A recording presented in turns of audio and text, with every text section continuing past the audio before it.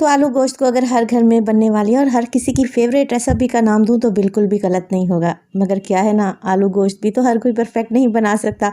तो अगर आप परफेक्ट आलू गोश्त खाना चाहते हैं ना, तो मेरी आज की रेसिपी को एंड तक देखें।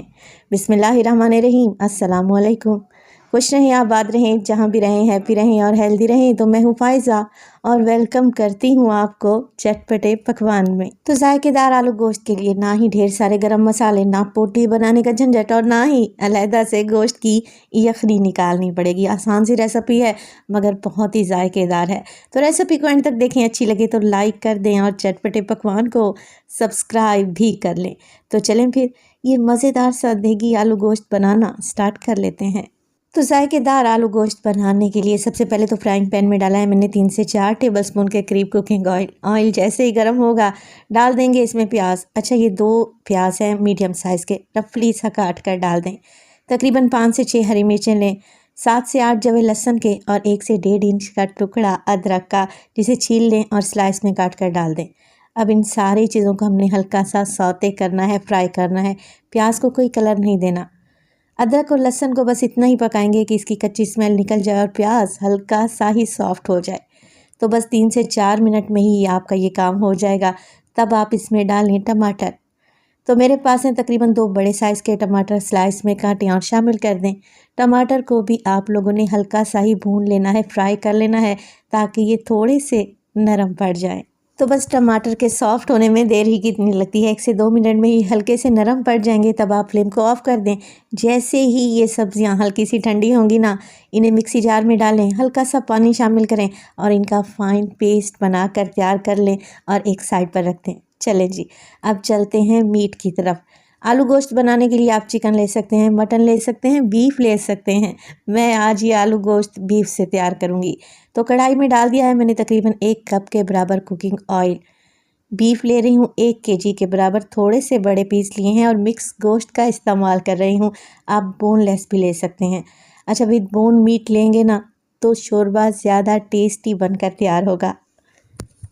तो बीफ को मैंने शामिल कर दिया कढ़ाई में। साथ के साथ डालूंगी 1 टीस्पून के करीब नमक और तकरीबन 1 टेबलस्पून भर के मैंने शामिल कर दिया है कूटा पिसा धनिया। जी हाँ, ये रेसिपी बहुत ही डिफरेंट है मगर इसे बनाने का तरीका इतना इंटरेस्टिंग है कि इंशाल्लाह ताला आप रेसिपी को ज़रूर ट्राई करेंगे।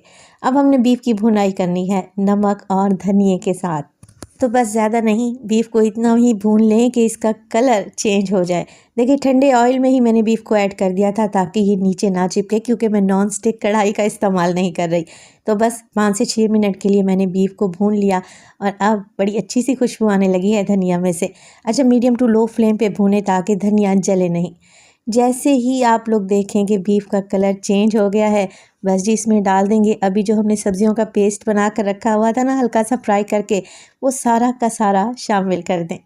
तो अक्सर क्या होता है कि टमाटर प्याज तैरते नज़र आते हैं शोरबे में। मेरे तरीके से आलू गोश्त बना कर देखें, इंशाल्लाह ताला शोरबा इंतहाई टेस्टी भी बनेगा और स्मूथ और सिल्की भी रहेगा। तो जग में मैंने 2 से 3 घूंट पानी डाला, उसे अच्छे तरीके से खंगाल कर डाल दिया है जिस जग में मैंने इन सब्जियों का पेस्ट बनाया था, ताकि कोई भी चीज़ ज़ाया ना हो। मिक्स करेंगे और मिक्स करने के साथ साथ कुछ मसालों का भी इस्तेमाल करूँगी, पाउडर मसाले डालूँगी।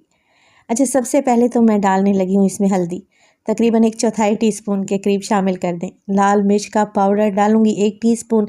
इसके अलावा देगी आलू गोश्त को अच्छा कलर देने के लिए मैं कश्मीरी लाल मिर्च भी डाल रही हूँ 1 टीस्पून। अगर है तो डाल दें, नहीं है तो फिर स्किप कर दें, कोई इशू नहीं है। इससे कलर बहुत बेहतरीन आएगा। बस यही मिर्च मसाले डलेंगे, मिक्स कर लेते हैं। और अब हमने मज़ीद यहाँ पर बीफ की भुनाई करनी है और इस मसाले को दानेदार सा भून लेना है। तो बस कुछ भी नहीं करना, पहले कवर लगाकर इसे 5 से 7 मिनट के लिए मीडियम टू लो फ्लेम पे पकने के लिए छोड़ दें, ताकि ऑयल ऊपर आ जाए, मसाला अच्छे तरीके से भून जाए। तो तकरीबन 5 से 7 मिनट के बाद माशाल्लाह से आप ज़रा इस कौरमे की लुक को तो चेक करें। प्याज टमाटर से जैसे नज़र ही नहीं आ रहा है, कैसे दानेदार सा कौरमा तैयार हुआ है जो कि खुश रंग भी है। तो यहाँ पर देखें भुनाई अच्छे तरीके से हो चुकी है, ऑयल भी निकल आया है। तो बस अब हमने यहाँ पर इसकी यखनी तैयार करनी है गोश्त को गलाने के लिए। तो मैं पानी डाल दूँगी, मैं 3 गिलास के बराबर, या फिर आप ऐसा कह लें 1 लीटर के बराबर पानी डाल रही हूँ ताकि बीफ इसमें गल जाए। तो आप प्रेशर कुकर का इस्तेमाल करते हुए भी बीफ को गला सकते हैं। 30 से 35 मिनट में इजीली गल जाएगा। तो कवर लगा दें और 40 से 45 मिनट या फिर 50 मिनट के लिए बीफ को गलने के लिए छोड़ दें। तो यहाँ पर इसे पकते हुए तकरीबन 50 मिनट गुजर चुके हैं। माशाल्लाह से देखें, ऑयल ऊपर आ चुका है, पानी ड्राई हो चुका है और बीफ इसमें तकरीबन 80% तक गल जाना चाहिए। मुकम्मल तौर पर बीफ को नहीं गलाना। वो किस लिए? क्योंकि अभी हमने इसमें आलू भी तो शामिल करने हैं। तो अगर बीफ मुकम्मल तौर पर गलकर सॉफ्ट हो गया तो जब आलू की भुनाई करेंगे तो बोटियां टूटने लगेंगी। तो इस बात का आप लोगों ने ध्यान रखना है। चलें जी, बीफ में हल्की सी कसर बाकी है तो मैं इसमें डाल दूंगी आलू। आलू तकरीबन 1.5 पाव के करीब हैं। मोटे टुकड़ों में मैंने इसे काट लिया है। अब आलू डालेंगे और आलू की भी भुनाई करेंगे, मगर साथ के साथ इसमें डालेंगे तकरीबन 5 से 6 हरी मिर्चें शोरबे में अच्छी खुशबू के लिए। और इसी स्टेज पर अगर तो रेसिपी आप लोगों को ज़रा सी भी अच्छी लग रही हो, रेसिपी को लाइक कर दिया करें और चटपटे पकवान को सब्सक्राइब भी कर लें। आप सब लोगों का बेहद शुक्रिया। तो 5 से 6 मिनट के लिए आलू की भी मैंने भुनाई कर ली है और अब मैं डालूंगी शोरबा बनाने के लिए और आलू को गलाने के लिए पानी।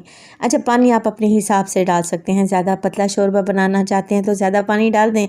मैं सिर्फ 3 कप के बराबर पानी डाल रही हूँ क्योंकि मुझे मीडियम सा शोरबा चाहिए।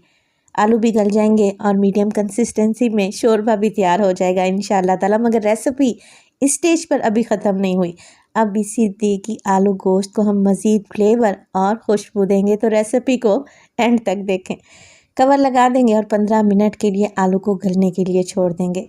तो माशाल्लाह से देखें, 15 मिनट के बाद आप ज़रा आलू गोश्त की लुक को चेक करें। लग रहा है ना टेस्टी? तो सबसे पहले तो मैं आपको बीफ चेक करवा देती हूँ। बोटी भी नहीं टूटी, अच्छे तरीके से गल कर सॉफ्ट भी हो चुकी है माशाल्लाह से। ये देखें और ज़रा आप लोग आलू चेक करें। आलू भी गलकर सॉफ्ट हो चुके हैं और बिल्कुल भी इनकी शेप ख़राब नहीं हुई। बस यही तो हमें चाहिए था। जायकेदार शोरबे के साथ ये आलू गोश्त बनकर बहुत ही टेस्टी तैयार होता है। तो रेसिपी को एक दफ़ा तो लाजमी ट्राई करें। तो एंड में आलू गोश्त को मज़ीद जायकेदार और खुशबूदार बनाने के लिए मैं तकरीबन ½ टी स्पून डालूंगी कुटा हुआ ज़ीरा। ये भुना हुआ नहीं है। ½ टी स्पून काली मिर्च का पाउडर और ½ टी स्पून इसमें डालेंगे खुशबूदार सा गरम मसाला।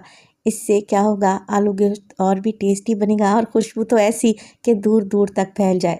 डालेंगे इसमें ढेर सारा हरा धनिया और फ्लेम को ऑफ कर देंगे। और माशाल्लाह से देखें, गरम गरम चपाती के साथ, नान के साथ, पराठे के साथ इंजॉय करें, खाकर मज़ा आ जाएगा। तो परफेक्ट देगी आलू गोश्त बनकर तैयार है। आप इस रेसिपी को ट्राई करें तो अपना फीडबैक लाजमी दीजिएगा। माशाल्लाह से आप शोरबा चेक करें कैसा स्मूथ बना है।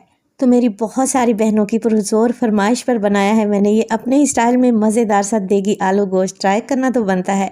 रेसिपी बनाए इंशाल्लाह ताला, ये आपको बहुत ही पसंद आएगी। अपना बहुत सारा ख्याल रखिएगा। फ़ायज़ा को अपनी दुआओं में याद रखिएगा। मुझे दीजिए इजाज़त। टिल देन, अल्लाह निगहबान।